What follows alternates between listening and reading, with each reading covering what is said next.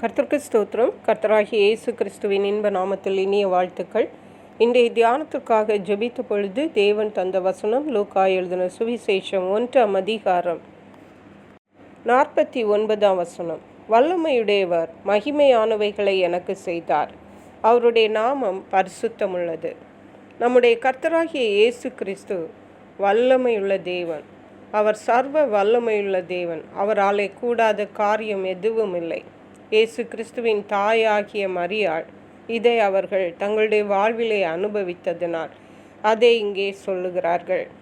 Elizabeth என்ற மரியாளுடைய உறவினர் மரியாளை வாழ்த்தின பொழுது மரியாள் கர்த்தரை மகிமைப்படுத்தினார்கள். அப்பொழுது அவர்கள் சொன்ன வார்த்தை தான், வல்லமையுடையவர் மகிமையானவைகளை எனக்கு செய்தார். நம்முடைய தேவன் சர்வ வல்லமையுடையவராய் இருக்கிறபடியால் அவருடைய பிள்ளைகளுக்கு அவர் செய்கிற காரியம் சாதாரணமானவைகள் அல்ல, அவைகள் மகிமையானவைகளாக காணப்படும். அல்லேலூயா. இந்த தேவன் பரிசுத்தமுள்ள தேவன், அவருடைய நாமம் பரிசுத்தமுள்ளது என்று மரியாள் தேவனை புகழ்ந்தார்கள். அவர் யாருக்கு இந்த மகிமையான காரியங்களை செய்கிறார் என்றால், முந்தைய வசனத்தில் சொல்லுகிறார்கள், அவர் தம்முடைய அடிமையின் தாழ்மையை நோக்கி பார்த்தார். மரியாளுடைய தாழ்மை நிமித்தம் தேவன் இவ்வளவு பெரிய ஒரு மகிமையான காரியத்தை அவர்களுக்கு அருளி செய்ததை பார்க்கிறோம். மட்டுமல்ல, 50ஆம் வசனத்திலிருந்து வாசிக்கும் பொழுது அவருடைய இரக்கம் அவருக்கு பயந்தவர்களுக்கு தலைமுறைக்கும் உள்ளது. அவருடைய இரக்கத்தை அவருக்கு பயந்தவர்களுக்கு தான் தேவன் கொடுக்கிறார். அவருடைய புயத்தினாலே பராக்கிரமம் செய்கிறார். இருதயத்தில் அகந்தை உள்ளவர்களை சிதறடித்தார். பலவான்களை ஆசனங்களிலிருந்து தள்ளி தாழ்மையானவர்களை உயர்த்தினார். பசியுள்ளவர்களை நன்மைகளினால் நிரப்பி ஐஸ்வர்யமுள்ளவர்களை வறுமையாய் அனுப்பிவிட்டார். இப்படியாக இயேசுவின் தாயாகிய மரியாள் தேவனை குறித்து புகழ்ந்து பாடுகிறதை பார்க்கிறோம். இந்த தேவன் சர்வ வல்லமையுள்ள தேவன். இதை நாம் பரிசுத்த வேதாகமத்தில் அநேக இடங்களிலே அவருடைய வல்லமை குறித்து நாம் பார்க்க முடியும்.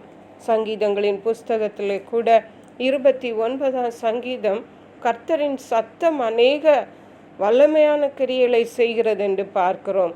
கர்த்தரின் சத்தம் அக்கினி ஜுவாலைகளை பிளக்கும், வனாந்திரத்தை அதிர பண்ணும். காதேஸ் வனாந்திரத்தை அதிர பண்ணுகிறார்.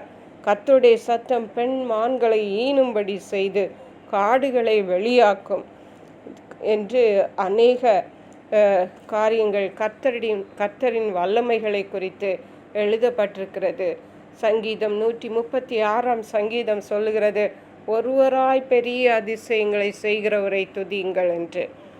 பிரியமான தேவனுடைய பிள்ளைகளை, நம்முடைய தேவன் சர்வ வல்லமையுடைய தேவன். அவர் நமக்காக மகிமையானவைகளை செய்கிற தேவன்.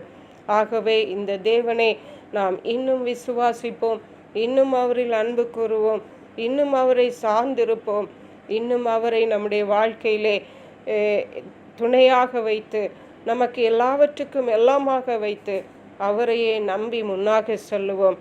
நிச்சயமாகவே இந்த தேவன் நம்முடைய வாழ்விலே பெரிய காரியங்களை செய்வார். மரியாளை போல தாழ்மையுள்ளவர்களாக நாம் கர்த்தருடைய பாதத்திலே அமர்ந்திருப்போம். கர்த்தருடைய சமூகத்திலே நம்மை தாழ்த்தி தேவனை நோக்கி ஜெபிக்கும் பொழுது நிச்சயமாகவே கர்த்தர் நமக்கு பெரிய காரியங்களை மகிமையானவைகளை செய்வாராக. கர்த்தர் தாம் இந்த வார்த்தைகளை ஆசீர்வதிப்பாராக. ஜெபிப்போம். எங்களை கிருபையா நேசித்து பாதுகாத்து வழி நடத்துகிற எங்கள் அன்பின் தகப்பனே, ஆசீர்வதிக்கப்பட்ட இந்த நல்ல நாளுக்காக நன்றி. இந்த நாளிலும் வல்லமையுடைய தேவன் உடைய பிள்ளைகளாகி எங்களுக்கு மகிமையானவைகளை செய்கிறவர் என்று திட்டமும் தெளிவுமாக எங்களோடு பேசி எங்களை பலப்படுத்தி திடப்படுத்தி கர்த்தாவே உம்முடைய ஆசீர்வாதங்களுக்கு எங்களை கர்த்தர் தகுதிப்படுத்தி வழி நடத்துகிறபடியால் நன்றி. அவைகளை பெற்று உமக்கென்று சாட்சிகளாய் வாழ கிருபை செய்கிறபடியால் நன்றி. நன்றி பரிசுத்த ஆவியானவரே. துதி கன மகிமை உமக்கே செலுத்துகிறோம். மீட்பரும் இரட்சகருமாகிய இயேசு கிறிஸ்துவின் இன்ப நாமத்தில் ஜெபிக்கிறோம் எங்கள் அன்புள்ள பரமபிதாவே. ஆமேன். God bless you.